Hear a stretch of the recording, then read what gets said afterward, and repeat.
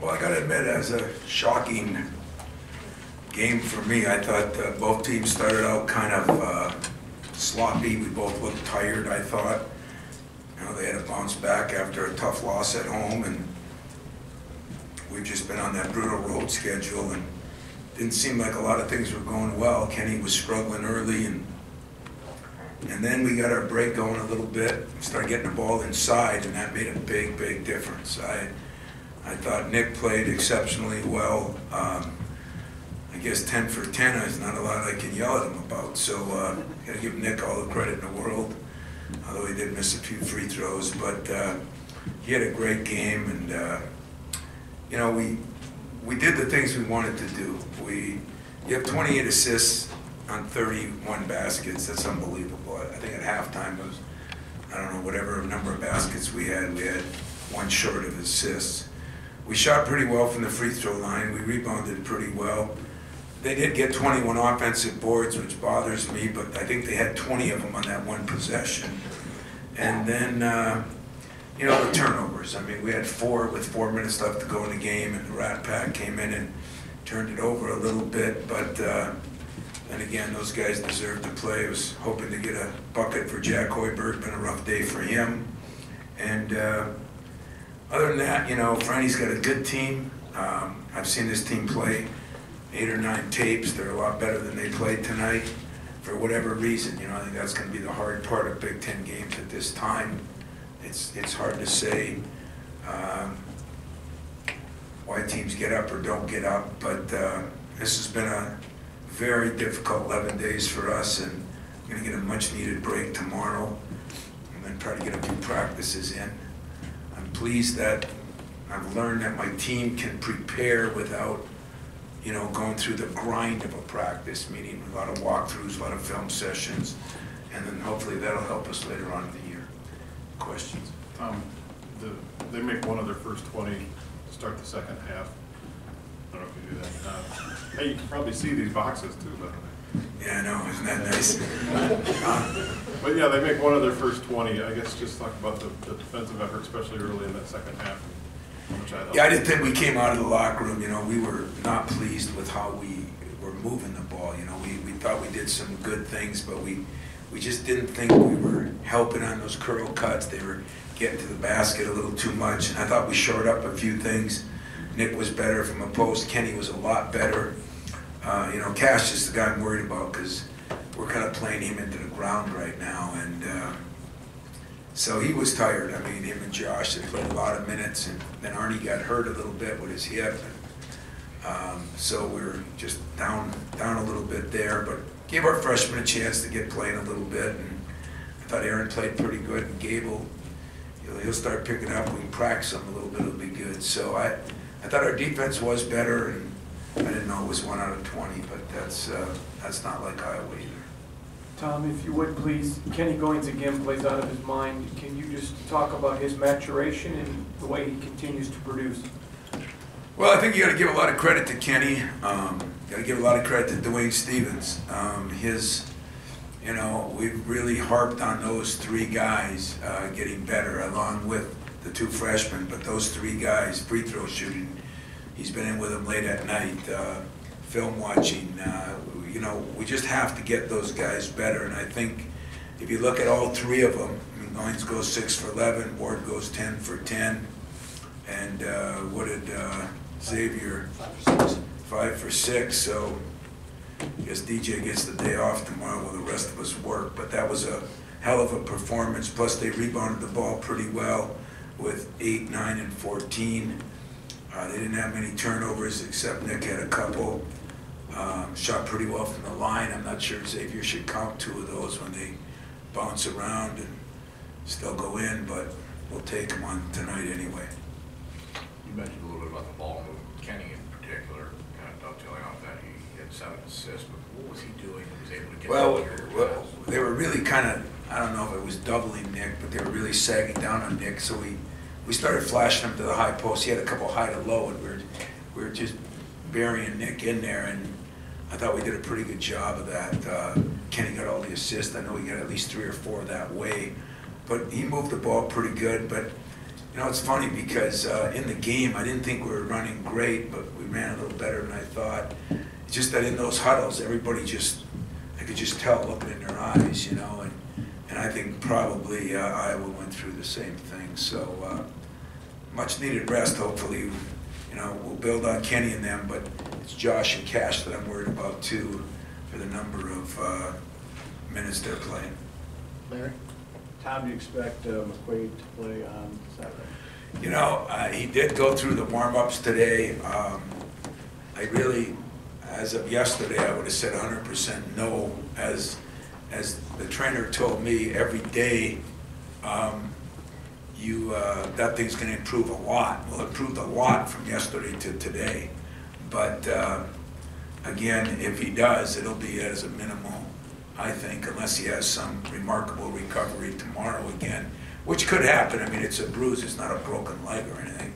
It's just that it was a severe bruise. And I'll update you as soon as my trainer tells me what to do.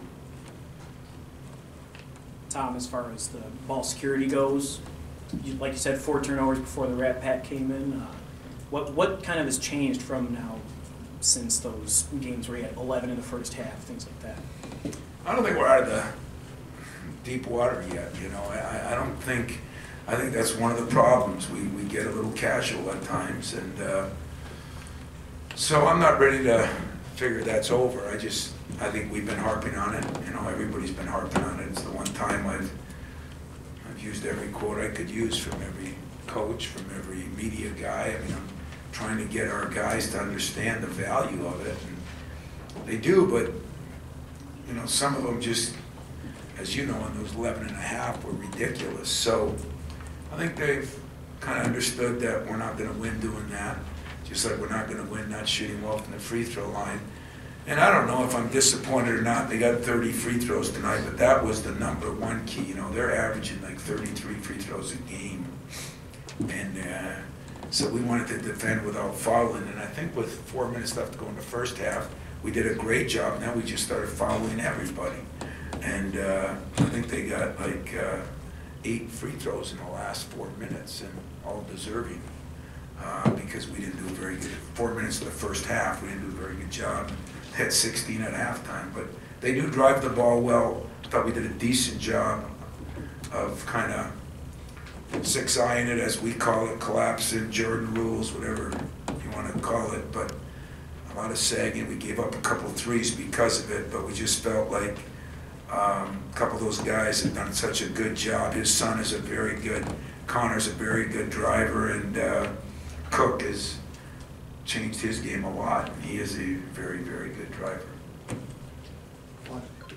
With Ward going 10 for 10 tonight, career high 26 points, followed by his performance on Friday with 20, how would you best describe how he's playing in these first 2 Big Ten games, and are you satisfied with that?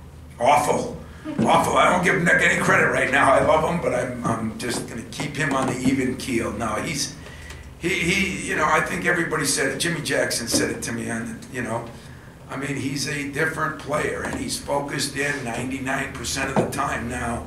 So I think I will say that he's off to as good a start, because we don't play another Big Ten game for 3 weeks. But we got a lot of work to do yet, and there's times when he's still, we thought he could have ducked in more, like Xavier went in there, really ducked in and got some buckets. And so we thought he could have done a little better job of that. But as he keeps shooting free throws, because he can get to the line, and if we can get him up to 70% from the line, and you know, the other thing we're really harping on Nick about is to get more rebounds. You know, he's good enough. He was a better rebounder as a freshman, but he appreciates that and knows it. And I think what's happened with Nick now is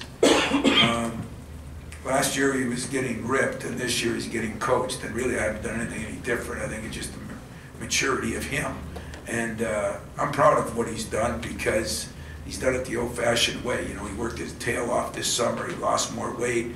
He's working on his free throws morning, noon, and night now. So I guess I beat around the bush, because I've learned not to give certain guys too much credit, but I do got to give him credit, because I'm proud of what he's done and how he's done it. And all 3 of our bigs tonight, I thought were were really, really good, and they played well together. They played well off each other. I think we could shoot a little better. Kenny's, you know, been shooting threes pretty well, and so was Xavier early on. So we got to get back at that. Maybe some practice will help that. I was just about to ask you if being able to win in the paint and score in the paint when the threes aren't falling, how important is that for this team to know that they can do it in different ways than just outside? Well, I think that is important because, as you remember, for a while there early, we were living and dying on the threes, and that's not going to win you big games. And yet, I think we're a good enough three-point shooting team, like 3 for 12. You know, we are in the 40s, I think, overall 42. I think deservingly so. I think we are a pretty good shooting team. We just didn't get as many shots, you know. When you get into conference play, opponents are going to take away. Like, they took away Josh in that lane pretty good. Then all of a sudden, we started getting it inside. We started getting Aaron Henry and on the other side. I think Kyle Arns would have, he hurt that hip early, just bruised that too, so that'll be a sting tomorrow. I guess it was lower back, but he wasn't as good as he's been, and I think if we could have got him going a little bit, got our break going even more, we would have played better the first half. As kind of on that, Fran mentioned that you didn't want to put Cook on any of your bigs to avoid foul trouble. I wonder, as the game more and more is going to 4 out, 5 out, if you're encountering more and more teams that have difficulty guarding, you know, multiple traditional bigs in the post. I hope so. I hope so. You know, Nick is a load down there, and he's just a lot lighter load, but he still has that knack to get the ball up, and he's, you know, and he's a pretty tough kid. So, you know, we just gotta keep maybe working on those other guys, because now they'll start sagging in there, and now we'll have to work on our three. If we keep some balance, it's like a good football team. Can you run it? Can you pass? You know, if you have some balance, it's going to make it a lot better. But we do have a weapon in there, and if he's making his free throws, it's a real weapon. And yet, I think part of his plus is the way he runs the court. You know, he can beat people up and down the court, but, you know, we didn't want to put many people on Cook either, because he draws a lot of fouls, so I can appreciate what Franny was thinking. Tom, during that critical stretch early in the second half, although Iowa only had 3 points, your team committed 8 fouls on the floor during that time.